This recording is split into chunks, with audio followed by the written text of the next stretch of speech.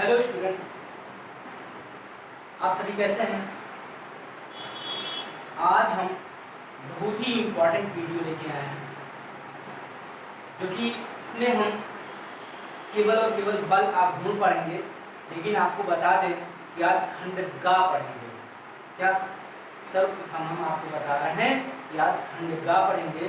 खंड गा में जो है क्या क्या चीज़ें हैं, जो कि बल आघूर्ण है, कोणीय संवेग है तथा दृढ़ पिंडों का संतुलन। तो इन तीनों चीज़ों में आज की जो वीडियो है वो सिर्फ और सिर्फ केवल और केवल बल आघूर्ण पढ़ाएंगे हम इस वीडियो में। ठीक है, तो आप लोग कॉपी और कलम साथ में रखिए। ठीक है, साथ में आप नोट्स बनाते चलिएगा। लेकिन उससे पहले आपको बता दें कि आप लोग जो है अभी हमारे समझाते समय मत लिखिएगा। ठीक है, हमारे समझाते समय आप केवल ध्यान से कंसंट्रेट माइंड को करके आप पूरी तरह से ध्यान से सुनिए हमारी बात को। बल आघूर्ण को ऐसे नहीं समझा जा सकता, बिल्कुल लिखते लिखते नहीं कि आप लिखते भी रहोगे और समझते भी रहोगे, नहीं। हम आपको दिखा देंगे, क्योंकि बल आघूर्ण जो है बहुत ही इम्पोर्टेंट है, वेरी वेरी इम्पोर्टेंट है। ये बल आघूर्ण की परिभाषा, टॉर्क की परिभाषा पूछी जाती है और पूछा जाएगा कि बल आघूर्ण क्या होता है। बल आघूर्ण का उदाहरण देकर समझाइए। बल आघूर्ण को उदाहरण देकर समझाइए, तो ये एक प्रश्न बन जाता है।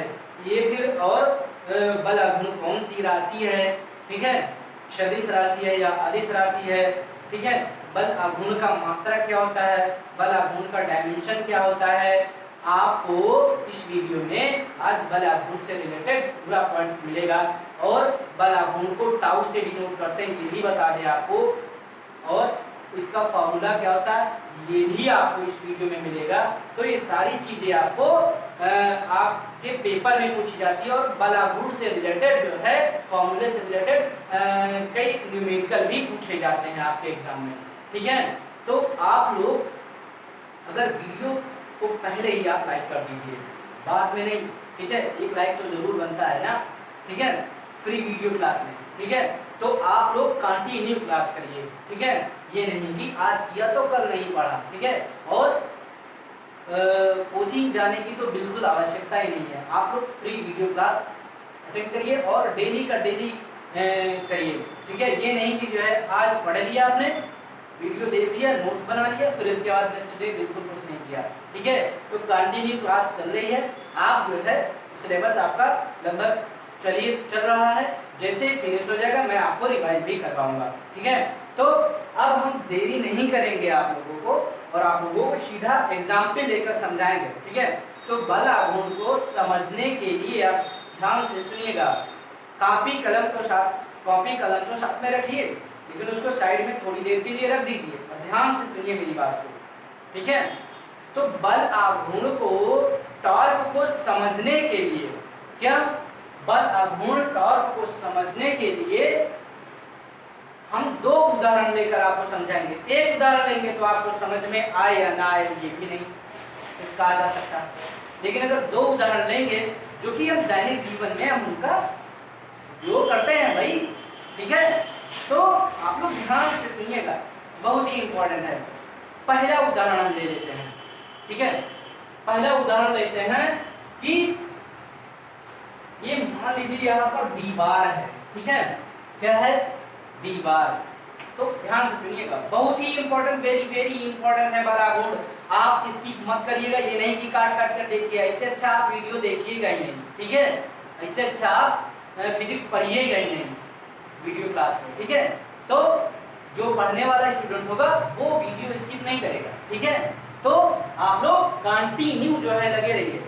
ठीक है, तो मैंने क्या कहा कि ये दीवार है यहाँ पर और दीवार से लगी एक कील, क्या ये है कील है।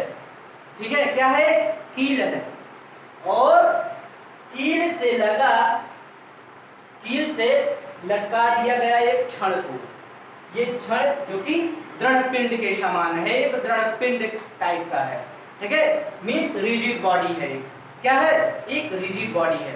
दृढ़ पिंड है। ठीक है, ध्यान से सुनते रहिएगा। मैंने क्या कहा आपसे कि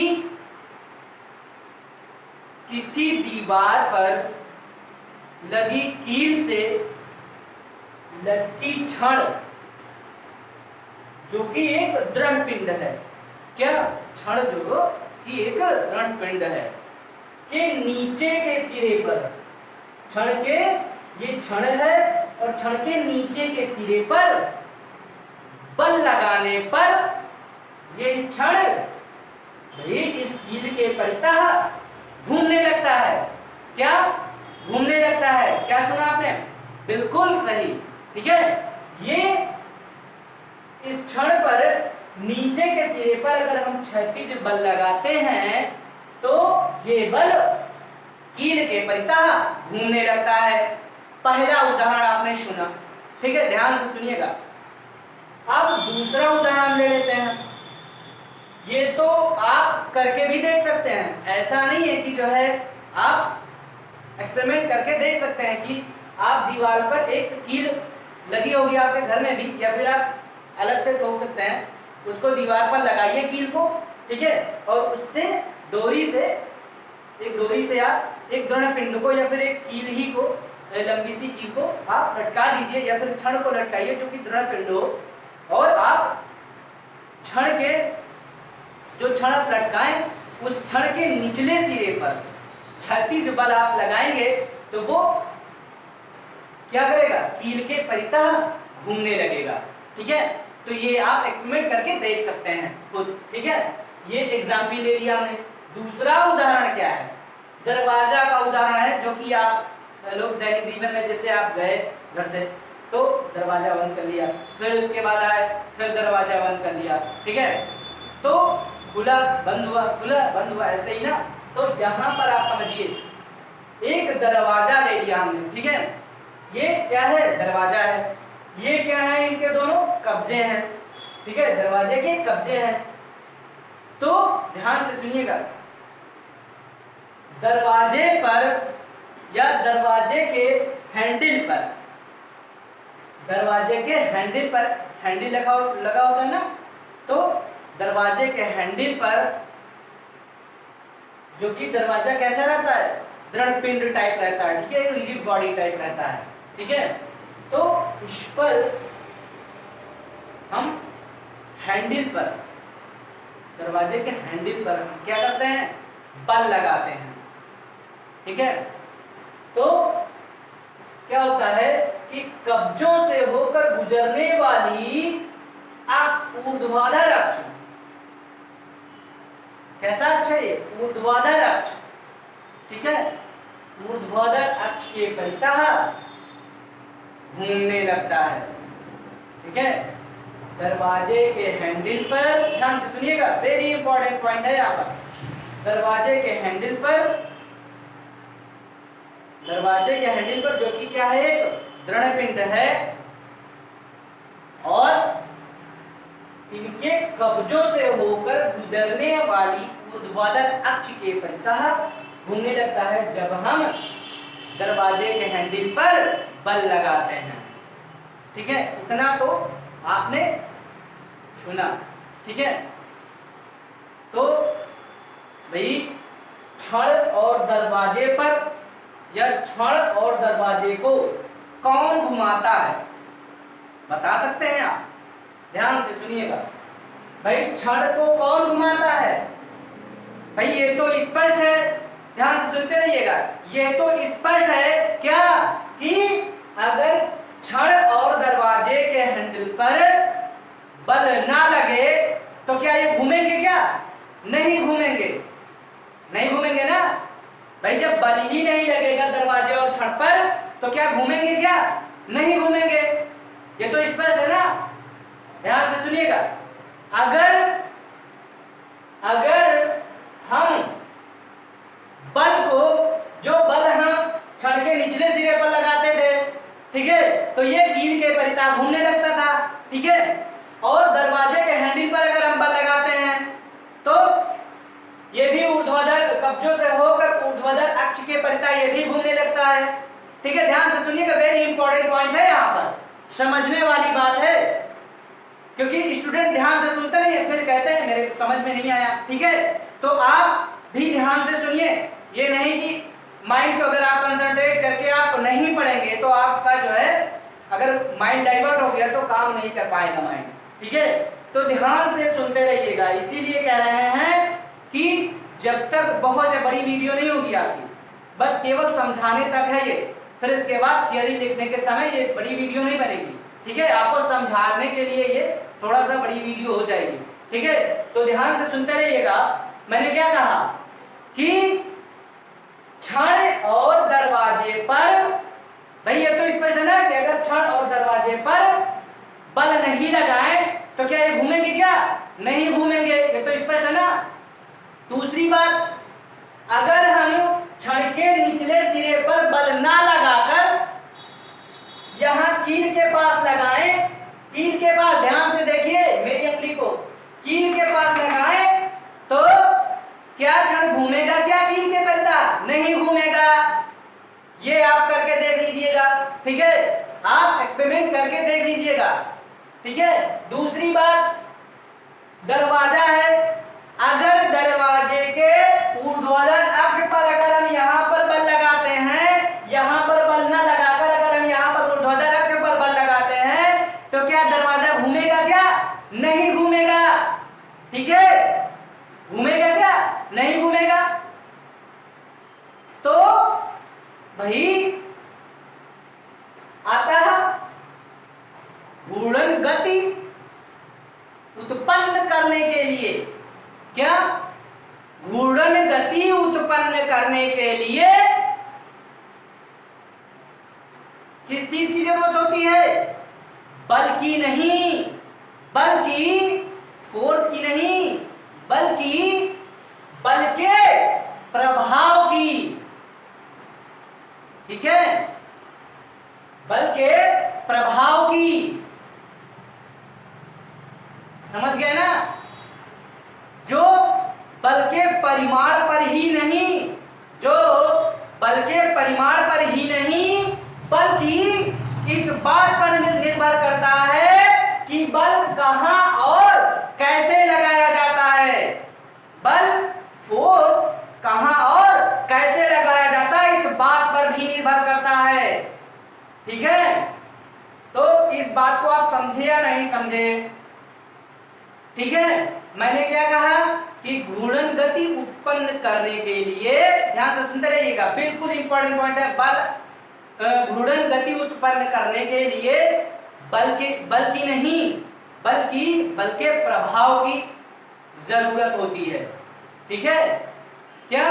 बल के प्रभाव की, जो कि बल के परिमाण की ही नहीं बल्कि बल के परिमाण मतलब मैग्नीट्यूड, जो मान होती है बल की। ठीक है, तो बल के परिमाण की ही नहीं बल्कि इस बात पर निर्भर करता है कि बल कहां और कैसे लगाया जाए। ठीक है, बल कहां और कैसे लगाया जाता है। तो इस प्रकार की घटना जो है या इस प्रकार का जो क्रिया है उसे हम क्या कहते हैं? बल आघूर्ण कहते हैं, टार्क कहते हैं। ठीक है, टार्क जो है फॉर्मूला इसका क्या होता है? Tau vector is equal to R vector cross का एफ वेक्टर, और टाउ क्या होता है? वेक्टर क्वांटिटी है, एक सदिश राशि है। क्या है? एक सदिश राशि है। भाई ध्यान से सुनते रहिएगा, वेरी इंपॉर्टेंट पॉइंट है। ठीक है, आपसे बता दें, बल आघूर्ण का एक ऑब्जेक्टिव टाइप भी पूछा जाता है। क्या पूछ दिया गया कि भाई बल आघूर्ण कौन सी राशि है? तो भाई सदिश राशि है। ठीक है, भाई बल आघूर्ण की विमा क्या होती है? तो विमा ml2t-2 होती है।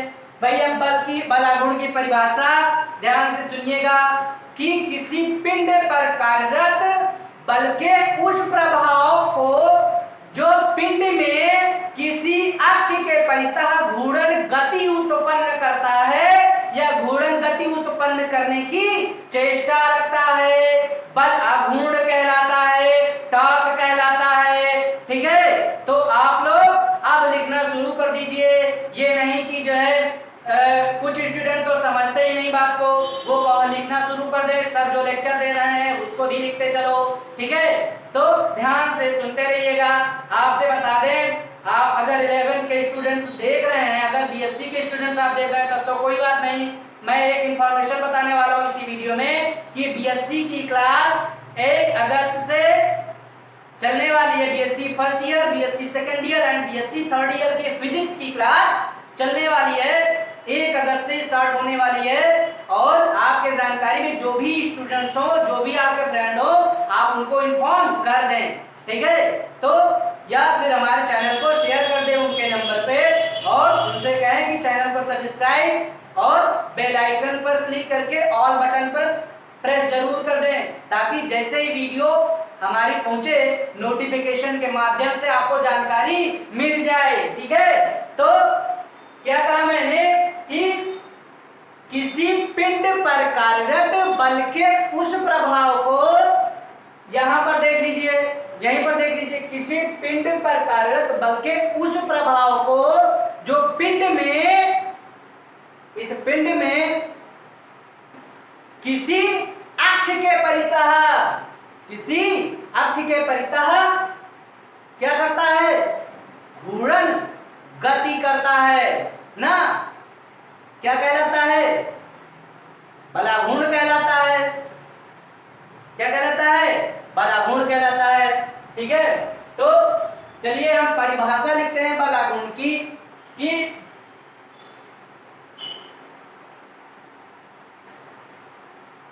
यहां पर मिट गया है, ठीक है। देख, तो बलाघूर्ण की परिभाषा हम लिखते हैं कि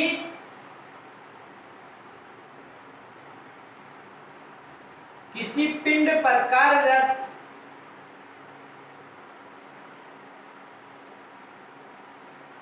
कोई पिंड ले लीजिए और उस पिंड पर कार्यरत बल के उस प्रभाव को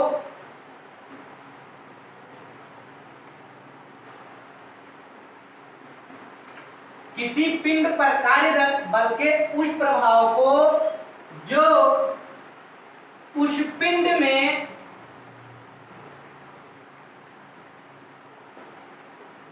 किसी पिंड पर कार्यरत बल के उस प्रभाव को जो उस पिंड में किसी अक्ष के परितः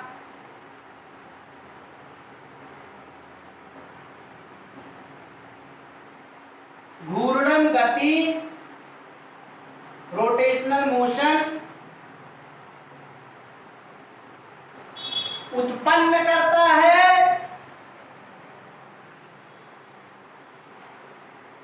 घूर्णन गति उत्पन्न करता है या घूर्णन गति उत्पन्न करने की चेष्टा करता है।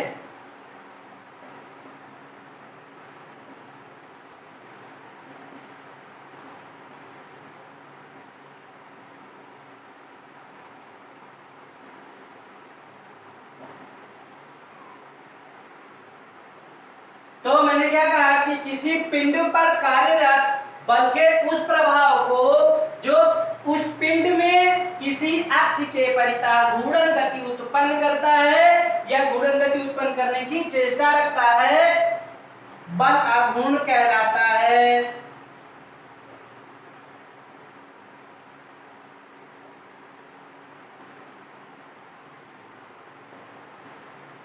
क्या कहलाता है, बल आघूर्ण कहलाता है, टॉर्क कहलाता है। बल आघूर्ण का फॉर्मूला क्या होता है, tau vector is equal to R vector cross F vector के, ठीक है।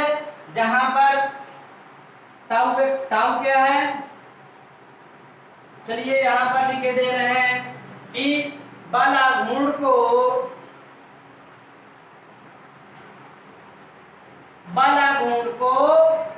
टाउ से डिनोट करते हैं, टाउ से प्रदर्शित करते हैं। अब नोट करते चलिए आप लोग, अब मत रुकिए, साथ में करते रहिए। बल आघूर्ण को टाउ से प्रदर्शित करते हैं,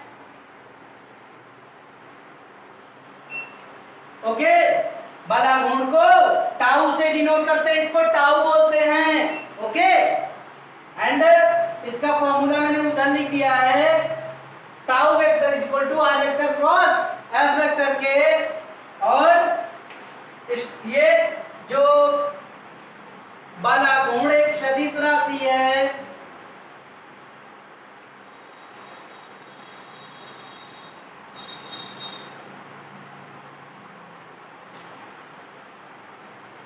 लिखते रहिए साथ में। अभी इसको मिटा के आपको एग्जाम्पल भी लिखाएंगे दो, ठीक है, इन दोनों के उदाहरण भी लिखा देंगे, ध्यान से सुनते रहिएगा और लिखते रहिएगा। बल आघूर्ण एक सदिश राशि है। कौन सी राशि है भाई? सदिश राशि है। बल आघूर्ण की विमा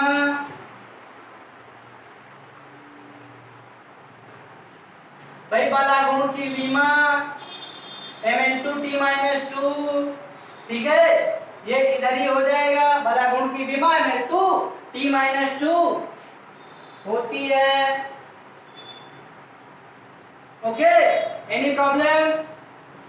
तो बल आघूर्ण एक सदिश राशि है, बल आघूर्ण की विमा ये होती है, कोई प्रॉब्लम?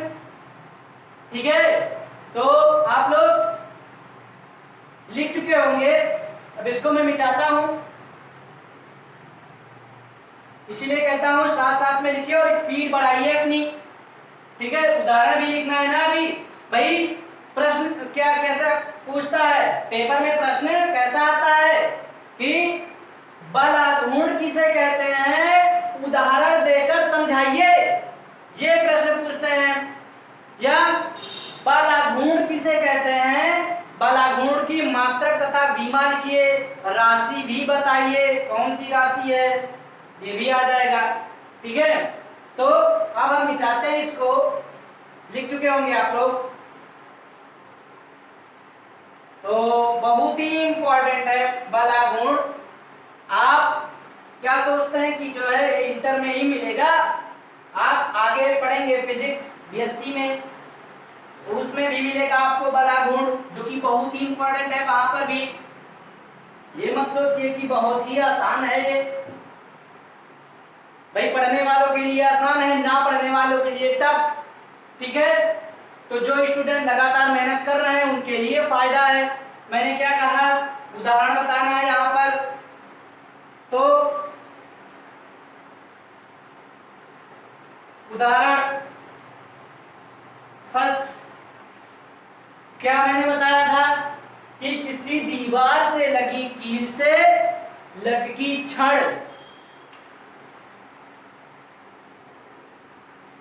चलिए लिखते रहिए, किसी दीवार से लगी कील, भाई दीवार से लगी कील में या कील से लटकी छड़, किसी दीवार से लगी कील से लटकी छड़ जो कि दृढ़ पिंड है,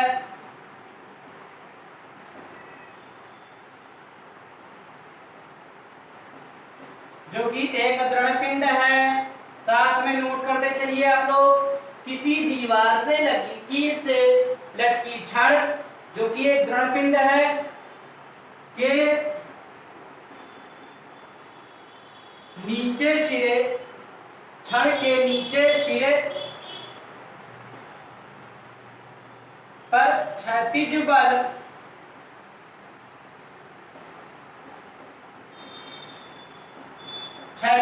लगाने पर, क्या कहा मैंने कि किसी दीवार से लगी कील से लटकी छड़ के नीचे सिरे पर क्षैतिज बल लगाने पर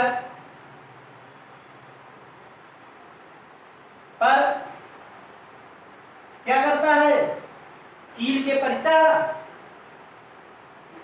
घूर्णन गति करता है ना, या फिर घूमने लगता है। तो सिरे पर क्षैतिज बल लगाने पर कील के अक्ष के परितः, कील के परितः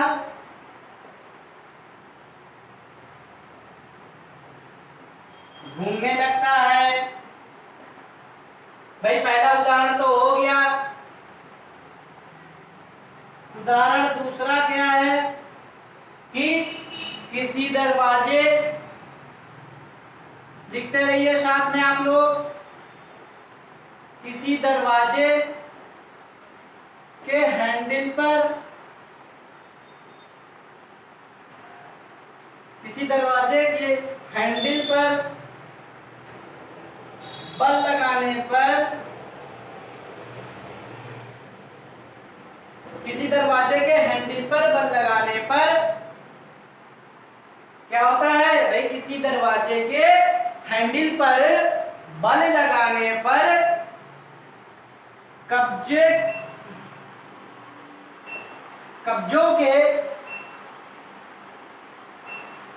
कब्जों के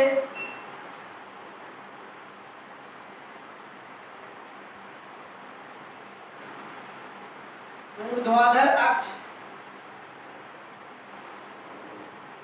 के परितः, क्या किसी दरवाजे के हैंडल पर बल लगाने पर कब्जों के ऊर्ध्वाधर अक्ष के परितः दरवाजा वो घूमने लगता है।